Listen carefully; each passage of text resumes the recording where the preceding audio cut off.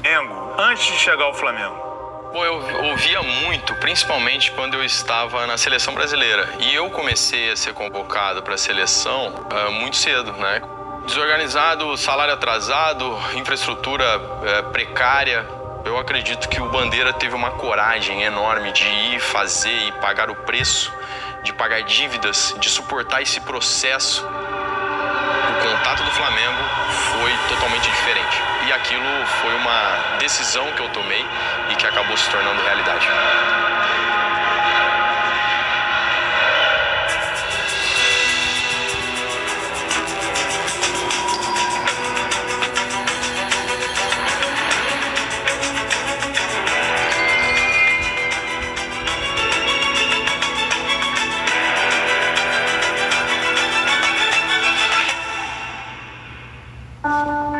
Eu acho que foi uma virada de jogo muito importante, né? Porque nós chegamos no Flamengo em 2013 com aquela missão, né? E com a plena consciência de que o Flamengo só iria chegar onde merecia, onde a torcida merecia, se nós adotássemos uma gestão extremamente profissional, impessoal, que estivesse disposta a fazer sacrifícios. O BAP ele foi um dos principais articuladores da Chapa Azul e foi, no meu primeiro mandato, ele foi vice-presidente de marketing. Ele teve um papel muito importante. Você imagina você tocar uma empresa onde tudo que você conversa vaza. E vaza sempre aquele que é pior, que é mais sensacionalista. O que eu acho que acontece, que fomenta muito o racha, é uma questão de vaidade, sendo muito direto e honesto. Você tem ali na virada de 2014 para 2015 uma coisa que começa a morrer a gestão Chapa Azul e nasce a gestão Bandeira de Melo. E aí você tem o nome Bandeira de Melo subindo acima dos demais, eu acho que começou a gerar uma guerra de vaidade dentro do grupo. O acordo com ele é que ele eventualmente iria participar das reuniões e tudo, mas que existia um grupo de pessoas ali que foram as pessoas que alçaram ele ao poder, tá certo? E que essas pessoas é que iriam administrar o clube. Isso foi um acordo claro, estabelecido entre nós. E diante do sacrifício pessoal que todas as pessoas faziam, era complicado você se manter do lado do grupo original, porque é tanto sacrifício pessoal que você não pode ter desconfiança das pessoas que estão ao seu lado. Acabou, teve uma quebra de confiança. E eles foram embora. Aí o BAP saiu. E aí, logo depois, também, aí a gente ficou mais um pouco, mas o Bandeira já tinha afastado tanto eu, Toches, Gustavo e Landinha. A gente já não participava mais das decisões, colocou a gente meio de lado, achando que o clube já estava saneado e ele conseguiria tocar o clube sozinho. E aí veio a decisão dele de continuar, de se candidatar novamente. Dizer que o Bandeira tomou gosto pelo poder, eu não vejo problema nenhum. Acho que ele tomou gosto mesmo, assim. Ele gostou de ser presidente do Flamengo. E ele é um rubro-negro fanático. Ele é um rubro-negro, assim, de arquibancada. É um cara que torce muito pelo Flamengo. Começar aqui o Globo Esporte falando do Renato Abreu. O cara foi afastado do Flamengo e ontem resolveu falar. O Flamengo jogou com a Ponte Preta em Juiz de Fora, né? Nós não tínhamos Maracanã na época. E o Renato Abreu, durante esse jogo, ele perdeu um pênalti. O Renato Abreu, para mim, gente, depois do Zico, ele foi o melhor cobrador de pênalti e de faltas da história do Flamengo. Ele era um jogador que se identificava com a torcida, que era um líder e que era um tremendo cobrador de faltas e de pênalti. E no dia seguinte, já na minha sala, com outros vice-presidentes, inclusive o vice-presidente jurídico presente, aí o Valinho aparece dizendo: olha, nós decidimos dispensar o Renato Abreu e comunicar que o contrato dele estava rescindido. E aí todo mundo levou um susto. Eu achei bem desrespeitosa, porque até agora vocês não sabem, nem eu tô sabendo o que realmente aconteceu, né? O Renato Abreu, segundo o treinador Jorginho na época, tinha assim, confrontava o treinador no vestiário. O Jorginho falava, pelo menos o Jorginho me falou, para mim e pro Pelé. Ele falava uma coisa, o Renato Abreu contestava, etc e tal. O que aconteceu com o Jorginho foi uma coisa normal de jogo. Perante ao grupo, eu pedi desculpa para ele numa boa. E para mim aquilo ali acabou ali. Jorginho disse que o Renato teve realmente um problema com ele no vestiário, uma reclamação, mas pediu desculpa e palavras do Jorginho. Acabou ali, acabou no vestiário. Disse que o Renato foi sempre comprometido com o trabalho, dedicado e tudo mais. O Renato Abreu, a gente falou para os jogadores também, outra determinação nossa para os jogadores, não tirar a camisa quando fizesse o gol, porque a camisa tinha um patrocinador, o patrocinador tinha uma cláusula contratual que se tirasse a camisa, o Flamengo levava uma multa, etc, etc e tal. Ele fez um gol lá, tirou a camisa. E teve um outro episódio também que ele foi expulso num jogo assim de bobeira, colocar a mão na bola, já tinha amarelo, colocou uma mão na bola numa jogada e foi expulso e o Flamengo perdeu o jogo, né? Aí eu tive uma conversa lá com o Pelaipe e disse, olha só, cara, não tem como mais manter ele deve estar com algum problema com o treinador. O jogador diz que ouviu do vice-presidente Valim Vasconcelos que contava com ele pelo menos até o fim do ano, quando terminaria o contrato. Como a rescisão aconteceu em junho, Renato e o advogado pedem na justiça quase 3 milhões de reais. Metade referente aos 6 últimos meses de contrato e a outra de indenização por danos morais. Eu diria que foi uma atitude reprovável, né, que o Flamengo não deveria ter dispensado o Renato Abreu daquela maneira. Foi um ato de intolerância, um ato de impaciência. Olha, o Vasco despachou o Flamengo e se classificou para as quartas de final da Copa do Brasil. A partir desse momento, o Flamengo passou a ser muito dependente do resultado dentro de campo. Porque uma coisa é você vencer ou perder dentro de campo e dividir esse resultado entre muita gente. O conselhinho, a diretoria, um monte de dirigentes amadores. Outra coisa é você colocar um rosto, o do Bandeira. Foi um campeonato brasileiro nada carioca. O Flamengo chegou a brigar por vaga na Libertadores, mas terminou apenas em 12º. Quando houve a ruptura do grupo, ficou muito claro que os dois lados que iam concorrer à eleição, né? Eu acho que o Flamengo passou a viver numa turbulência política que fazia um grupo bom querer ser melhor do que outro grupo bom. Quando chega na véspera de registrar as chapas, né? Eu estou falando, se eu não me engano, de agosto de 2015, 4 dos meus vice-presidentes me procuram e eu digo, não, a gente não quer mais que você seja o candidato. E aí eu estranhei, inclusive. Eu falei, gente, então até abro mão, desde que a maioria dos vice-presidentes seja a favor. E a coisa foi decidida no voto. Então, dos 16 vice-presidentes que estavam presentes lá, fizemos uma votação e eu ganhei de 12-4. Com esses 12-4, o nosso projeto continuava e eles disseram, não, então, olha, nós vamos sair, nós vamos montar uma outra chapa, mas tá tudo bem. No momento que ele decidiu ser candidato, eu falei, cara, beleza, tá bom. Aí eu cheguei pra ele, até falei, pô, Bandeira, bom, tá bom, o senhor vai ser candidato, vamos tocar a vida pra frente, acho que o Flamengo é o mais importante.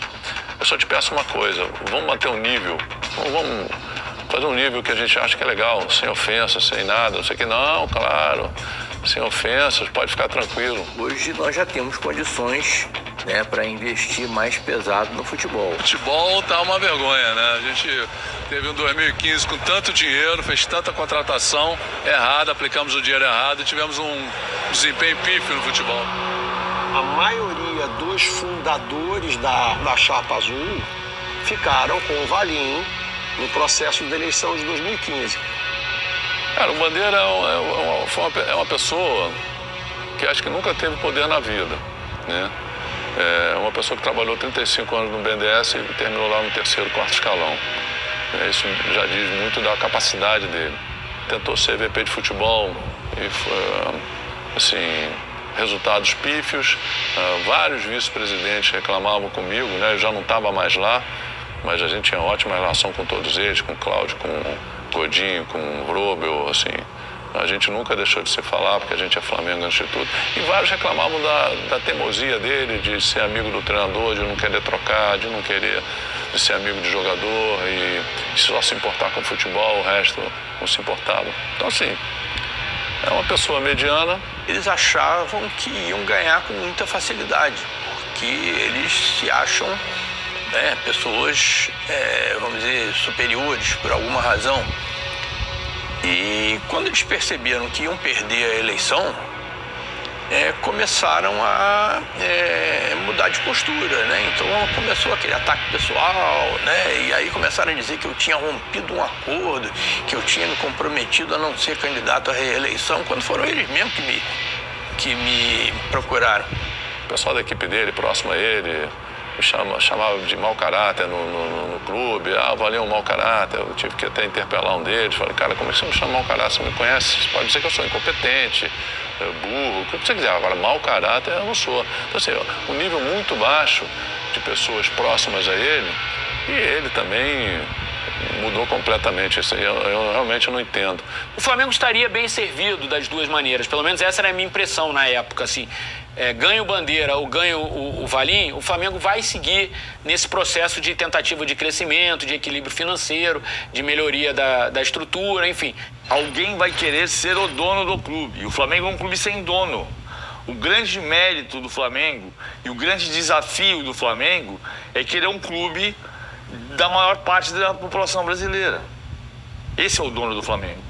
O presidente do Flamengo, Eduardo Bandeira de Mello, acaba de ser reeleito com 1.632 votos contra 834 dado ao adversário direto, Valim Vasconcelos, e 259 votos para Cacau Cota, no total de 2.753 votos. A política de responsabilidade continua, mas é claro que a nossa situação é bem melhor do que era quando nós chegamos aqui em 2013, o que vai nos permitir avançar mais na questão do futebol. Tudo que eu quero também como torcedor é que a gente tenha um desempenho bem superior. Esse é o momento que o grupo do Landim e do BAP toma um baque porque eles perdem a eleição. O Bandeira tinha feito 3 ótimos anos na frente do Flamengo. Era muito difícil que alguém tirasse o Bandeira naquele momento. Foi quando o Flamengo começou a respirar de novo. Vou voltar à metáfora da medicina, por exemplo.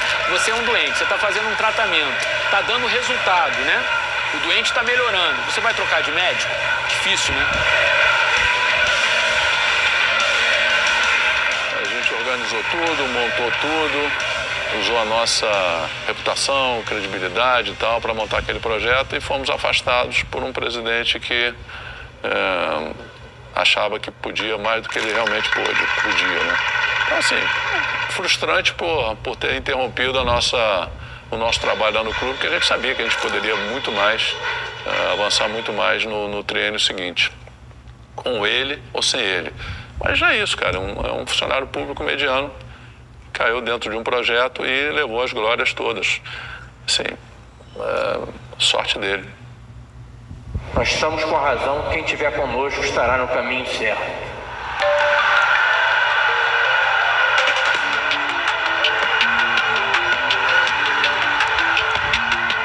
Os grandes méritos do plano de sócio-torcedor do Flamengo, da política de estádio, com todos os pecados da questão da exclusão, por outro lado, ela gerou uma receita recorrente muito importante para o clube. E mais, vamos pensar um pouco, a gente glamoriza muito a questão no Brasil de que antigamente o estádio estava sempre lotado. Não é verdade. Há uma pesquisa que foi feita em 2007, englobando a história do Campeonato Brasileiro de 71 até 2006, e que mostrava que a média de ocupação dos estádios brasileiros no Campeonato Brasileiro da primeira divisão era de 30%. Então, aqueles estádios transbordando de gente, eles são um fenômeno dos grandes jogos. Até mesmo em fases iniciais de Libertadores, eram estádios vazios. Mas o fato é que o Flamengo, aos poucos, passou a ter um estádio muito mais ocupado. E a receita do Flamengo com o estádio mais plano de sócio-torcedor, ela cresceu muito. E ela, obviamente, foi uma base importante. O futebol brasileiro começou a ver, e o Flamengo foi um símbolo muito forte disso, um descolamento econômico de alguns clubes em relação aos demais. Quantas vezes vocês já não ouviram essa história de que o Flamengo tem um plano para dominar o futebol brasileiro, porque potencial para isso o clube mais popular do Brasil tem? Planejamento estratégico é um instrumento gerencial que é usado nas grandes empresas, nas grandes organizações, né? Pois é, esse é um plano estratégico que foi desenhado lá em 2013, quando a gestão do Eduardo Bandeira de Mello entrou no Flamengo. É um plano que é de 13 a 20. Nós conseguimos montar essa rotina, né? De fazer o planejamento, a avaliação dos resultados e o que serviria de feedback para o planejamento seguinte. E uma ação assim extremamente positiva na área de marketing, na área de patrocínio, na área de licenciamento. Eu diria que foi um ato de resiliência e um ato de loucura, né? Porque o que a gente enfrentou nesse processo de reestruturação, eu nunca tinha enfrentado na minha vida profissional, e olha que eu tenho uma vida profissional longeva. A gente está acostumado na vida profissional a ter cenários de crise, né?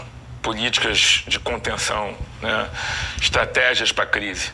Outra coisa é você já começar em crise, né? E ficar em crise por anos.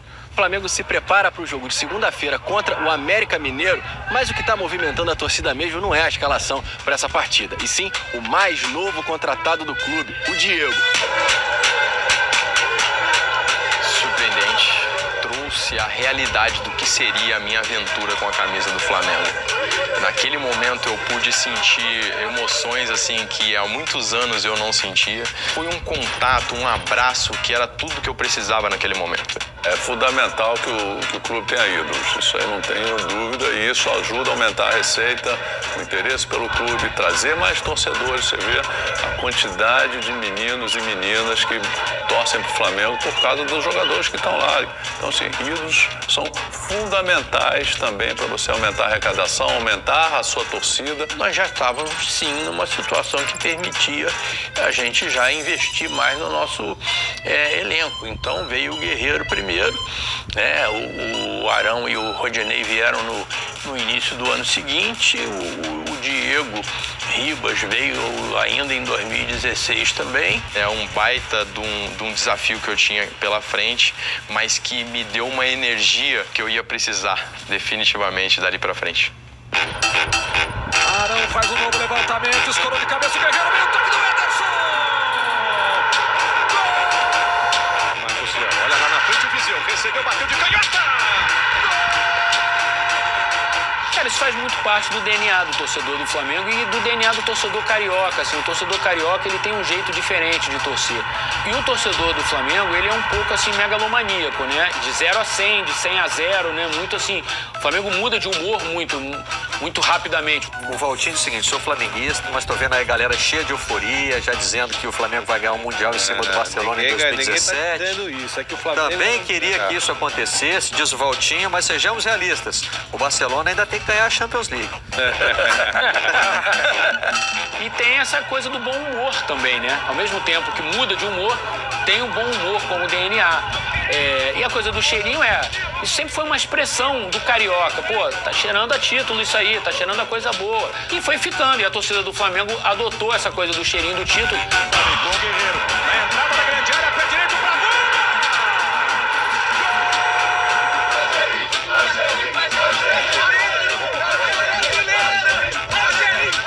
Você se torna refém das suas conquistas, porque nós conquistamos o direito de lutar pelo título, e não ganhar passou a ser uma decepção, sendo que não. Dentro do projeto, aquilo superou as expectativas que já estavam pré-estabelecidas, e nós sabíamos disso muito bem. Terminar a temporada, acima de tudo, com o cheirinho de ter feito o nosso melhor, e isso com certeza vai acontecer. Forte mesmo, dá o cheiro verde. Pra mim, o cheirinho já foi uma vitória do Flamengo. Porque o Flamengo não é tudo isso. O Cruzeiro leva pela quinta vez a taça da Copa do Brasil. O Clube Atlético Independiente da Argentina é campeão da Copa Sul-Americana de 2017. A decepção dos milhares de rubro-negros no Maracanã.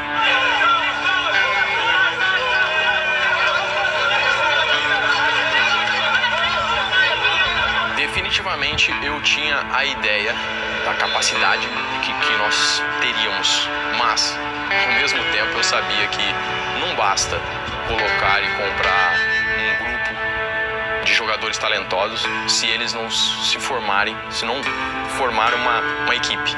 A rigidez, quase ditadura do departamento financeiro é fundamental nessa hora. Para você dizer, não, a gente sabe que o caminho é esse aqui. E fazer correções. Eles estão protestando ali com o presidente do Flamengo, né? O Bandeira de Melo. O presidente pede calma, né? Tá aí o presidente do Flamengo. E isso acabou causando, eu acho que, na minha opinião, muitos problemas para o segundo mandato do Bandeira.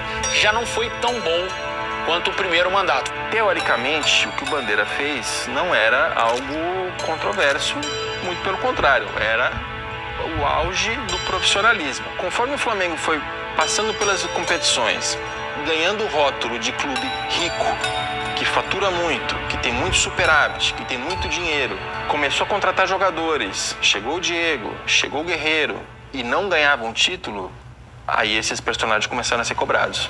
O clima esquentou no desembarque do Flamengo aqui no aeroporto Santos Dumont, depois da derrota por 3-2 para o Santos, lá em São Paulo. Um grupo de torcedores veio protestar. Um dos principais alvos era o técnico Zé Ricardo. E o atacante Guerreiro chegou a bater boca com o torcedor mais exaltado.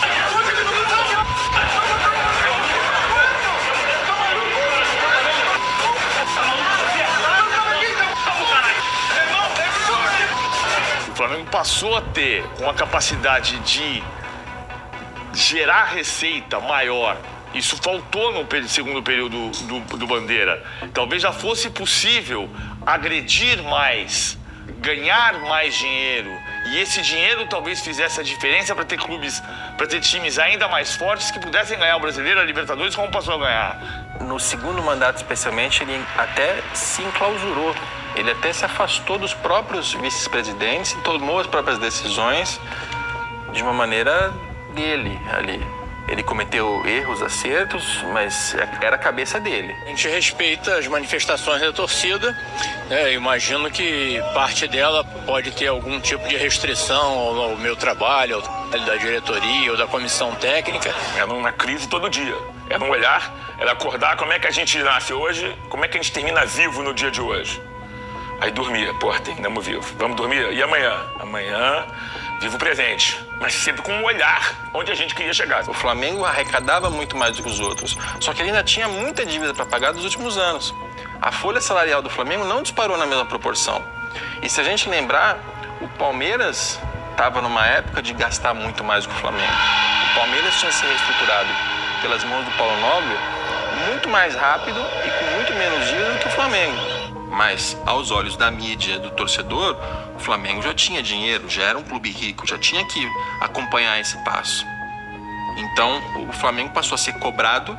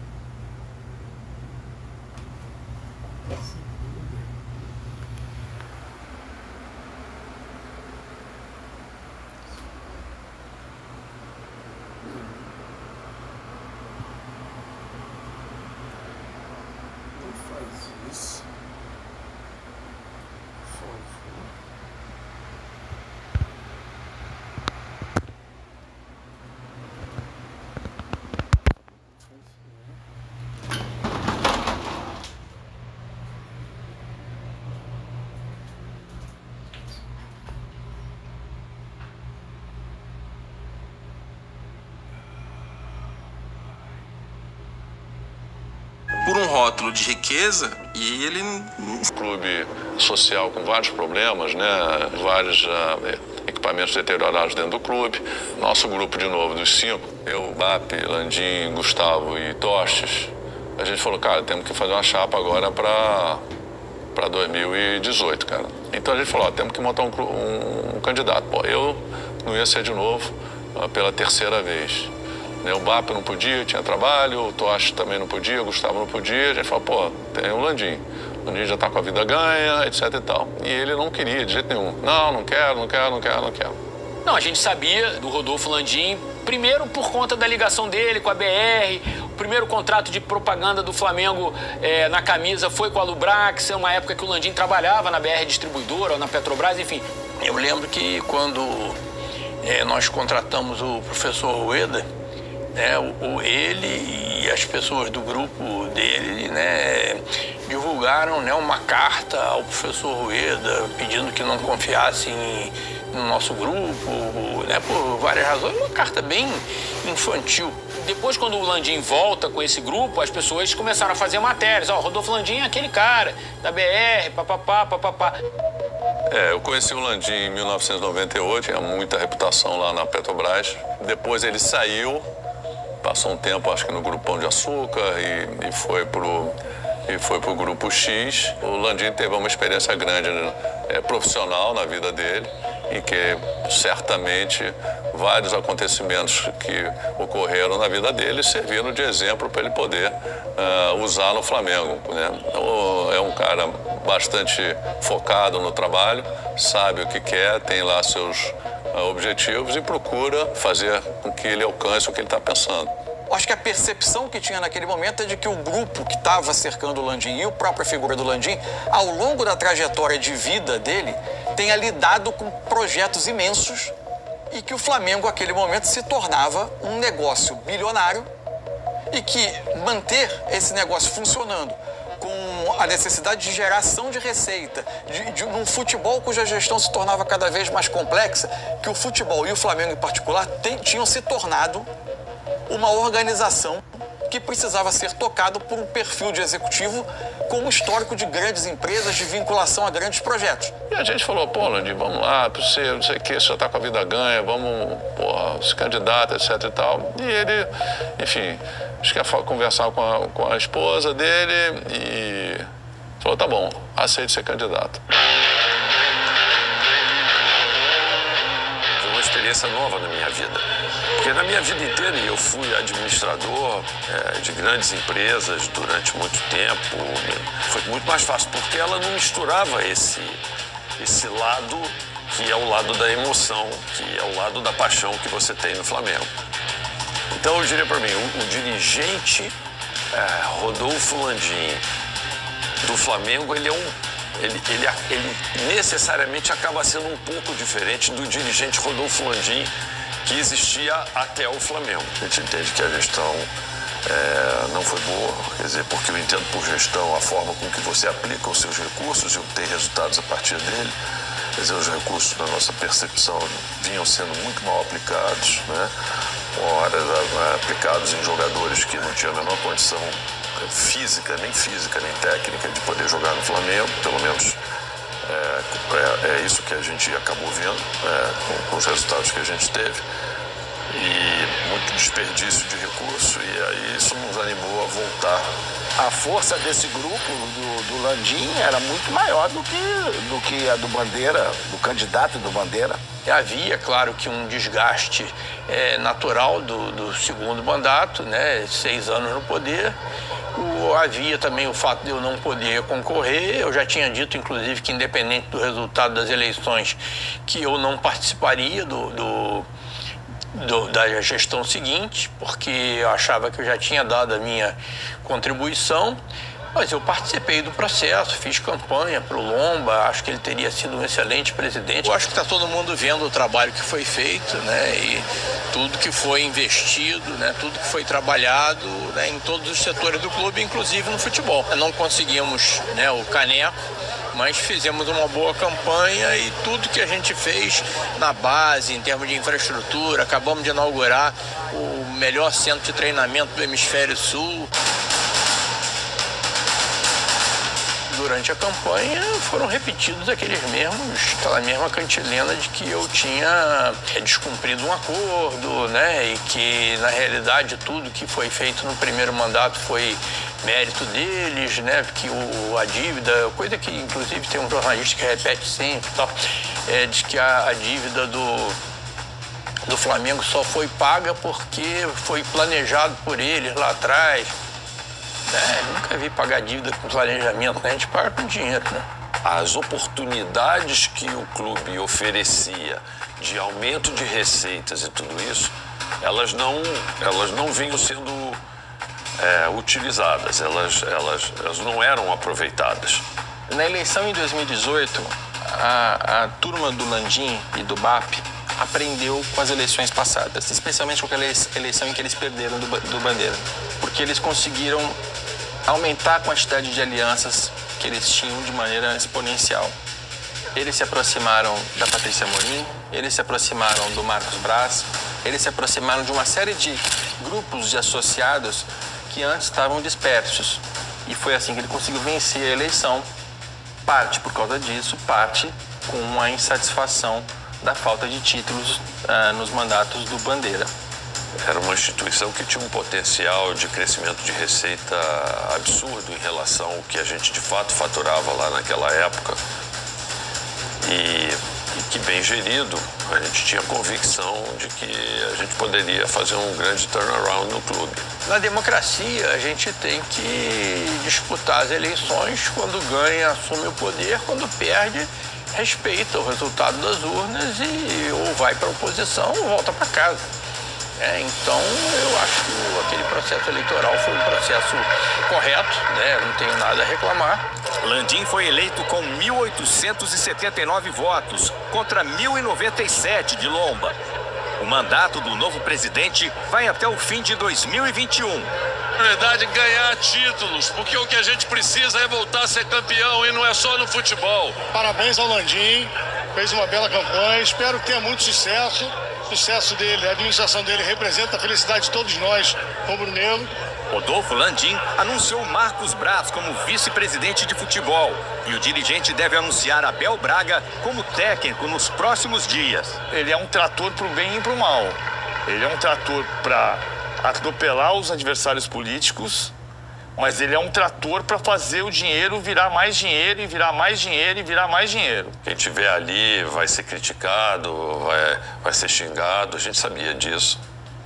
Mas a gente tinha plena convicção de que era necessário, do que era necessário fazer. Agora, o Flamengo não tem ganhado título, não tem conquistado. O torcedor está ansioso, está carente, quer conquistas e vai querer jogador. Vai querer um time melhor ainda do que foi o das últimas temporadas.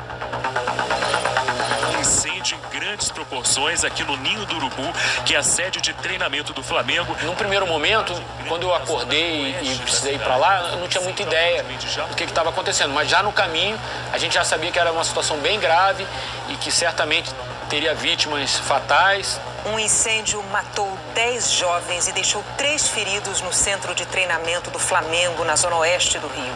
Arrascaeta encara. De frente a marcação, Diego enfiou. Everton Ribeiro que passa, Arrascaeta, golaço do Gabriel! O Landim foi o cara que materializou a evolução econômica e financeira associada a ganhos esportivos.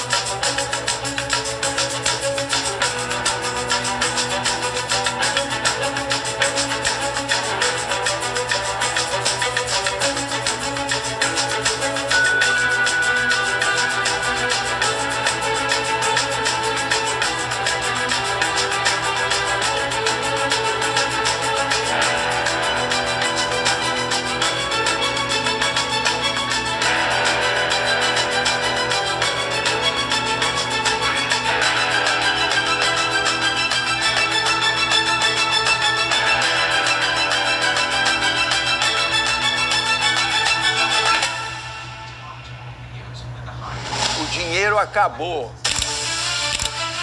O estoque da dívida do Flamengo era 4 vezes o tamanho da nossa receita. O Flamengo passou a ser administrado como uma empresa.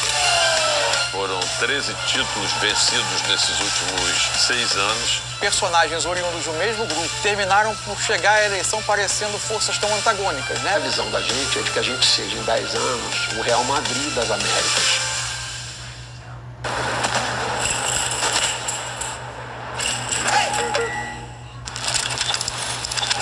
Para cada noite mal dormida, para cada medo que surge, para cada frio na barriga,